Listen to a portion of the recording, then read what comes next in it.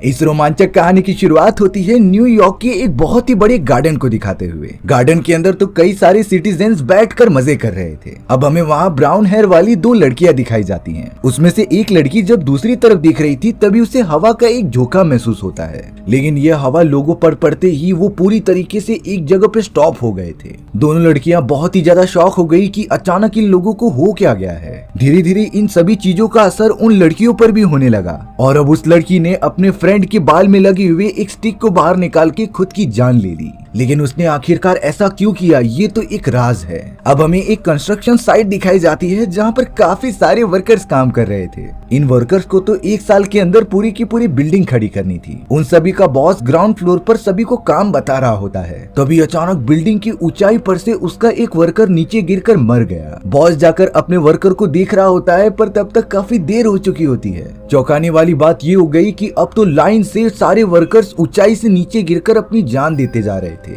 वो बॉस तो अपने एम्प्लॉइज को इस तरीके से मरता हुआ देख ही नहीं पा रहा था। बॉस और उसके सभी साथियों ने जब बिल्डिंग की ऊंचाई पर देखा तब पता चला कि वो सारे एम्प्लॉइज जानबूझकर बिल्डिंग के कॉर्नर से कूद रहे हैं, जैसे कि कोई अनजान चीज उन सभी को फोर्स कर रही थी। अब हमें न्यूयॉर्क सिटी के एक हाई स्कूल में दिखाया जाता है जहाँ इलीट नाम का एक प्रोफेसर सभी को पढ़ा रहा था। इलीट तो सारे बच्चों को पृथ्वी पर होने वाले अलग अलग दुर्घटनाओं के बारे में बताता और उन्हें चौकन्ना करता। उसने तो हाल ही में स्टूडेंट्स को बताया होता है कि बहुत ही संख्या में मधुमक्खियां गायब हो रही हैं और इस अनजान बीमारी का असर तो पशु पक्षियों पर भी दिखाई दे रहा था। तभी अचानक इलीट के क्लास में प्रिंसिपल आ जाती हैं। वो इलीट को लेकर अपने बाकी स्टाफ मेंबर्स के पास चली गई थी क्योंकि उनके पास एक बहुत ही डरावनी खबर होती है। दरअसल स्कूल के स्टाफ में जितने भी डॉक्टर्स और वैज्ञानिक थे उन्हें हवा के अंदर एक अजीब तरीके की बीमारी पता चली है। कई सारे डॉक्टर्स ने प्रिंसिपल और इलीट को ये बताया कि इस हवा के अंदर अजीब तरीके की दवाइयां मिलाई गई हैं। ये कुछ ऐसे खतरनाक न्यूरोटॉक्सिन्स थे जिससे कि इंसानों का दिमाग काम करना बंद कर देता था। उनमें से कुछ स्टाफ मेंबर्स का मानना होता है कि जरूर ये हमला आसपास के देशों ने किया होगा जिससे कि हमारी अर्थव्यवस्था और सारे लोग खत्म हो जाएं।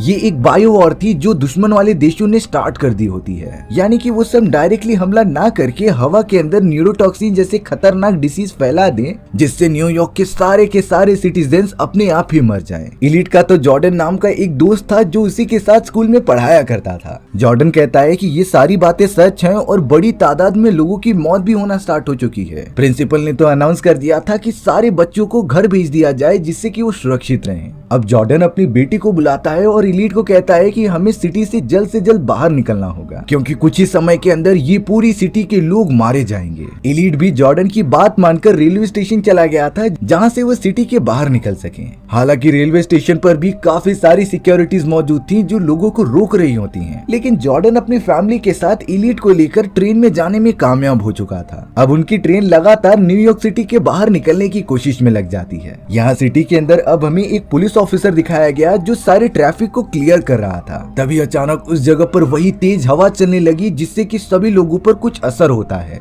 सिटीजन्स तो अपनी जगह पर ही रुक गए थे। शॉकिंग बात तो तब हुई जब पुलिस ऑफिसर ने खुद की गन निकालकर अपने आप को शूट कर दिया था। वहाँ पर मौजूद सारे लोग एक एक करके अपने आप को मारने लगे थे। यहाँ ट्रेन के अंदर इलीट बाकी सारे पैसेंजर्स के साथ लगातार आगे बढ़ते जा रहा था, लेकिन जब सारे पैसेंजर्स को न्यूज पता चली कि वो सारी बीमारी न्यूयॉर्क सिटी के बाहर तक भी फैलने लगी है तो सभी लोग काफी ज्यादा डर गए थे। उन सभी को समझ में ही नहीं आता कि वो कहाँ जाए जहाँ पर वो सुरक्षित रहेंगे। जॉर्डन के पास अपनी बेटी तो मौजूद थी लेकिन उसकी वाइफ अपने मॉम के घर पर गई हुई होती है, इसीलिए अब जॉर्डन लगातार अपनी वाइफ को कॉल लगा रहा था कि वो ठीक है कि नहीं, पर उसकी वाइफ कोई भी रिप्लाई नहीं देती। इलीट जिस ट्रेन में मौजूद था वो फिलबर्ट नाम के एक जगह पर आकर रुक गई थी। ट्रेन चलाने वाले वर्कर्स भी बहुत ज्यादा डर गए थे कि अगर वो हवा उनके माइंड में चली गई तो वो भी आउट ऑफ कंट्रोल हो सकते थे, इसीलिए उन्हें जल्द से जल्द अपनी सुरक्षा का इंतजाम करना ही होगा। सारे पैसेंजर्स काफी ज्यादा डरे और भूखे हुए थे, इसीलिए वो पास ही वाले रेस्टोरेंट में जाकर कुछ खाने लगे। लेकिन जॉर्डन तो अपनी वाइफ को ही बचाने की फिक्र में था और लगातार उसे टेक्स्ट मैसेज करता जा रहा होता है। जॉर्डन की बेटी तो अपनी मॉम को बहुत ज्यादा मिस कर रही थी, इसीलिए अब इलीट उसे शांत कराने में लग जाता है। इलीट को तो पहले से ही बच्चों को हैंडल करना अच्छे से आता था। और अब इलीट जॉर्डन की बेटी के साथ काफी ज्यादा कंफर्टेबल हो जाता है। सारे लोग रेस्टोरेंट में बैठे हुए थे, तभी अचानक इलीट एक आदमी की वीडियो देखता है जिसके अंदर वो हवा के कांटेक्ट में आकर एकदम पागल हो गया और एक जू के अंदर जाकर शेरों के सामने अपने आप को चारा बना दिया। सारे टाइगर्स और लायन उसे पकड़कर खा लेते हैं। यहाँ तक कि अब न्यूज में आने लगा था कि गवर्नमेंट ने भी कंफर्म कर दिया है कि ये सारी चीजें एक टेररिस्ट अटैक हैं और ये सिर्फ न्यूयॉर्क तक नहीं बल्कि आसपास की और भी सिटीज तक फैलते जा रही हैं। इसी वजह से गवर्नमेंट सभी को कहती है कि वो एक ऐसी जगह पर छुप जाए जहाँ पर वो हवा के कांटेक्ट में ना आ सके।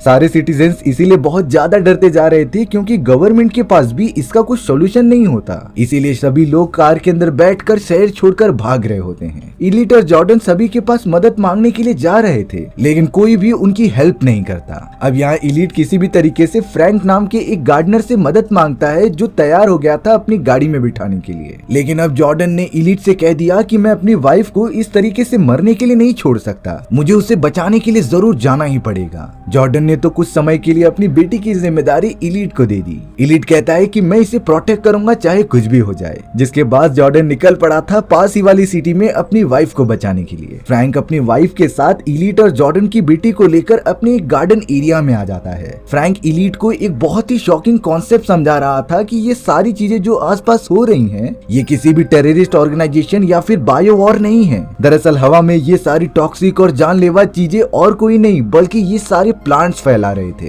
प्लांट्स भले ही हमारे एनवायरनमेंट को बनाए रखने के लिए अच्छे साबित होते हैं, लेकिन एक समय के बाद सभी प्लांट्स के अंदर अजीब तरीके के केमिकल रिएक्शंस होते हैं और फिर एक पर्टिकुलर टाइम आने पर ये प्लांट्स अपने अंदर से केमिकल रिलीज करते थे। ये सारे केमिकल्स इंसानों के दिमाग पर अजीब तरीके से काम करते हैं, जैसे कि उनके दिमाग को कंट्रोल करना और अपने हिसाब से काम करवाना। शायद इन्हीं एंटी ह्यूमन केमिकल की वजह से सारे सिटीजन्स आउट ऑफ कंट्रोल होकर अपनी जान लेते जा रहे हैं। अब हमें दूसरी तरफ जॉर्डन दिखाया जाता है जो एक कार के अंदर कुछ लोगों के साथ आगे बढ़ रहा था। जॉर्डन अब उस सिटी में आ गया होता है जहाँ पर उसकी वाइफ रहा करती थी, लेकिन रास्ते के चारों तरफ कई सारे लोगों की डेड बॉडीज पड़ी हुई थी। जॉर्डन तो कार में बैठे हुए सभी लोगों को कहता है कि विंडोज और सारी चीजें बंद कर दो जिससे कि हवा अंदर ना आ सके।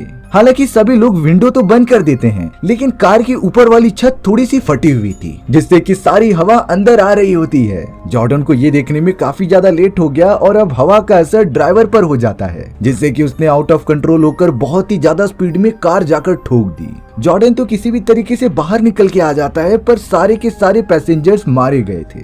अब तो यहाँ जॉर्डन को लगने लगा था कि उसकी वाइफ भी मर चुकी होगी। फ्रैंक अब इलीट, जॉर्डन की बेटी और एक लेडी के साथ निकल पड़ा था कार के अंदर बैठ के। फ्रैंक को एक ऐसे घर की तलाश थी जो पूरी तरीके से सुनसान हो, और ऐसा घर तो किसी गांव वाले इलाके में ही मिल सकता है। फ्रैंक लगातार अपनी कार को लेकर अंदर जा ही रहा था, लेकिन तभी उनके सामने ऑस्टर नाम का एक सोल्जर आ जाता है। ऑस्टर ने कहा कि चारों तरफ मौजूद बहुत सारे लोगों की जानें चली गई हैं, इसलिए हमें जल्द से जल्द सेफ जगह ढूंढनी पड़ेगी। अब यहाँ इलीट और फ्रैंक कई सारे लोगों के पास आ जाते हैं जो कि सेफ जगह ढूंढने की कोशिश कर रहे थे।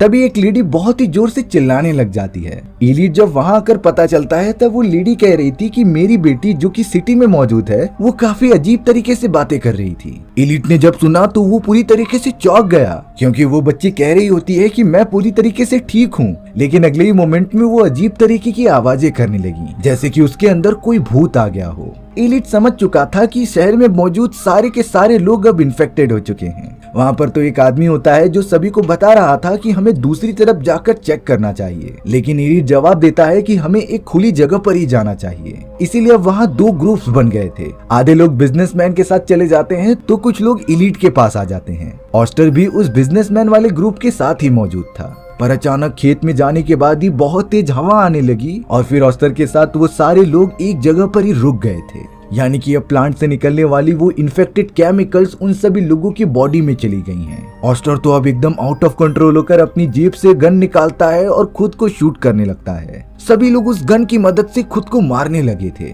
इलीट जब बुलेट्स की आवाज सुनता है तब उसे समझ में आ चुका था कि शायद वो सब इन्फेक्टेड हैं। लेकिन इलीट जो कि प्रोफेसर था, वो प्लांट्स के बिहेवियर को समझ के ये अंदाजा लगाता है कि शायद से प्लांट्स वो केमिकल सिर्फ अपने प्रोटेक्शन के लिए ही छोड़ते थे। और जो भी लोग बहुत ज्यादा बुरे होते हैं केमिकल सिर्फ उनके ऊपर ही असर करता था। तभी अचानक इलीट देखता है कि पीछे से बहुत ही तेजी से हवा आ रही है जो कि शायद उन्हें इन्फेक्ट कर सकती थी। इसीलिए इलीट और बाकी लोग बहुत ही तेजी से भागने लगे। पर इतनी तेज हवा से आखिरकार कौन जीत सकता है? हवा पूरी तरीके से उनके चारों तरफ फैल चुकी थी। चौंकाने वाली बात यह होती है कि इलीट के साथ मौजूद सभी लोगों को कुछ हुआ ही नहीं था, यानी कि प्लांट्स उन्हीं लोगों को इन्फेक्ट करते थे जिससे उन्हें खतरा महसूस होता था। अब इलीट फ्रैंक, जॉर्डन की बेटी और अपनी एक दोस्त को बचाकर कार में लेकर आ जाता है, जिसके अंदर बैठकर वो लोग जल्द से जल्द पास ही वाले एक घर के अंदर चले गए थे। अच्छी बात तो ये होती है कि ये घर पूरी तरीके से ब्लॉक था, यानी कि हवा अंदर आने का यहाँ पर कोई चांस ही नहीं होता। घर के अंदर आसपास का एक मैप रखा हुआ था जिसके अंदर देखते हुए इलीट एक लीस्ट पॉपुलेशन वाली जगह के बारे में खोज रहा होता है, क्योंकि जहाँ पर भी लोग बहुत ज्यादा कम रहेंगे तो प्लांट्स को उनसे खतरा कम महसूस होगा। लेकिन इलीट ने नोटिस किया कि अब इस घर को देखकर कई सारे लोग वहाँ पर रहने के लिए आ रहे हैं, इसीलिए उन्हें जल्द से जल्द घर को छोड़कर कहीं दूसरी जगह पर निकलना पड़ा। इलीट को तो रास्ते में 2 स्टूडेंट मिलते हैं जो उसके साथ आ गए थे। अब वो एक घर के पास पहुंचते हैं जिसका दरवाजा ठकठकाने पर भी कोई बाहर नहीं आ रहा था। अंदर मौजूद वो आदमी कहता है कि तुम सभी यहाँ से चले जाओ, लेकिन अब वो दोनों स्टूडेंट जबरदस्ती करके खिड़की तोड़ने की कोशिश कर रहे थे। पर घर के अंदर मौजूद उस आदमी ने तो अपनी शॉटगन निकाली और दोनों स्टूडेंट को शूट कर दिया। इलीट इस बात से बहुत ही ज्यादा डिस्टर्ब हो जाता है। उसे समझ में नहीं आ रहा था कि आखिर ये खतरनाक चीजें कितने मासूम लोगों की और जान लेंगी, पर वो इस तरीके से रुक नहीं सकता था। इसीलिए इलीट अपने साथ बचे हुए लोगों को लेकर एक दूसरे घर में चला जाता है। इलीट को तो उस घर के अंदर मिसेस जोन्स नाम की एक लेडी मिल रही थी। इलीट जब मिसेस जोन्स से बात कर रहा था तब उसे पता चल गया होता है कि शायद मिसेस जोन्स को बाहर हो रही किसी भी चीज के बारे में पता ही नहीं है। जोन्स ने तो इलीट और उसके साथ मौजूद 2 लोगों को अंदर आने के लिए इनवाइट कर दिया था। इलीट, एमा और जॉर्डन की बेटी तो बैठकर डिनर करने लग जाते हैं। तब जाकर इलीट मिसेस जोन्स को सारी चीजें बताने की कोशिश कर रहा था कि बाहर आखिरकार क्या चल रहा है, लेकिन मिसेस जोन्स ने कह दिया कि मुझे इस बारे में कुछ भी नहीं जानना। इलीट को तो सच में गुस्सा आने लगा कि एक तो मैं इसे बताने की कोशिश कर रहा हूँ और ये मुझे ही डांट रही है। अब यहाँ डिनर करने के बाद इलीट, एमा और जॉर्डन की बेटी सोने के लिए चले जाते हैं। तभी अचानक कमरे के नीचे से अजीब तरीके की आवाजें आने लगी। इलीट और एमा जब दरवाजा खोलकर देखते हैं तब वहाँ मिसेस जोन्स खड़ी थी जो नींद में चल रही होती हैं। मिसेस जोन्स कहने लगी कि मुझे अंदर से कुछ आवाजें आ रही थी जैसे कि तुम दोनों कोई गलत काम कर रहे हो, लेकिन फिर बाद में वो अपने बेड पर वापस चली गई। सुबह सोकर उठने के बाद इलीट को एमा और जॉर्डन की बेटी कहीं भी दिखाई नहीं दे रही होती, इसीलिए वो पूरे घर में ढूंढने लगा कि आखिर वो दोनों गए कहाँ। तभी अचानक इलीट मिसेस जोन्स को देखता है जो अजीब तरीके का बिहेव कर रही थी। बाद में पता चला कि मिसेस जोन्स को भूलने की बीमारी है और वो इलीट को एक चोट समझकर उसके ऊपर चिल्ला रही थी। कुछ देर बाद मिसेस जोन्स घर के बाहर चली गई और एक जगह पर खड़ी हो गई। इलीट तो चारों तरफ अब हवा आते हुए महसूस करता है, यानी कि अब मिसेस जोन्स भी इन्फेक्टेड हो चुकी हैं। इलीट ने तो सारे दरवाजे और खिड़कियां बंद कर दी। मिसेस जोन्स पूरी तरीके से आउट ऑफ कंट्रोल होकर खिड़कियों पर अपना सर पटकते जा रही होती हैं। इलीट अब किसी भी तरीके से एमा और जॉर्डन की बेटी को ढूंढने में कामयाब तो हो चुका था, लेकिन वो इस जगह से बचकर बाहर कैसे निकले ये बात उसे समझती ही नहीं। इलीट और एमा को पता था कि चारों तरफ अब वो इन्फेक्शन फैल चुका है, यानी कि वो अब इस छोटे से बंकर से बाहर ही नहीं निकल सकते। कई घंटे और कई दिन बीत जाते हैं पर वो तीनों वहीं के वहीं फंसे रह गए। एमा भी अब काफी ज्यादा डरने लग गई थी कि वो पूरी जिंदगी यहाँ पर तो नहीं रह सकते। इसीलिए अब इलीट ने एमा के प्रति अपने प्यार को जाहिर किया और ये कहा कि चाहे कुछ भी हो जाए हमें इस जगह से बाहर निकलना ही होगा। इलीट की बात मानकर एमा भी घर से बाहर निकल आती है और दोनों एक दूसरे का हाथ पकड़कर आगे बढ़ने लगे थे। अचानक वहाँ पर काफी तेजी से हवाएं चलने लगी। इलीट को लगा कि वो दोनों भी इन्फेक्टेड होकर मारे जाएंगे, पर ऐसा बिल्कुल होता ही नहीं, क्योंकि हवा के अंदर जो इन्फेक्शन था वो खत्म हो चुका होता है। यानी कि अब पूरी दुनिया के अंदर सिर्फ वही लोग मौजूद हैं जो दूसरों का अच्छा चाहते थे। सारे बुरे लोगों को प्लांट्स ने अपने इन्फेक्शन की मदद से खत्म कर दिया होता है। अब हमें इसी तरीके से कुछ सालों बाद का सीन दिखाया जा रहा था। पूरी की पूरी पृथ्वी की पॉपुलेशन एकदम आधी हो चुकी होती है, जिससे कि बाकी बचे हुए अच्छे लोग अपनी जिंदगी आराम से जी रहे थे। एमा भी अब इलीट के साथ रहने लगी थी। इलीट तो जॉर्डन की बेटी को अपनी खुद की बेटी की तरह ट्रीट करता था और उसके साथ जिंदगी गुजारने लगा। हमारी कहानी भी यहीं पर खत्म हो जाती है। सो व्यूअर्स, आपको ये स्टोरी कैसी लगी कमेंट सेक्शन में बताना भूलना मत। और अगर आपको मेरा एक्सप्लेनेशन 1% भी अच्छा लगा होगा ना तो वीडियो को लाइक एंड चैनल को सब्सक्राइब जरूर कर देना। मिलते हैं इसी तरीके की मजेदार वीडियोस में, तब तक के लिए बाय बाय।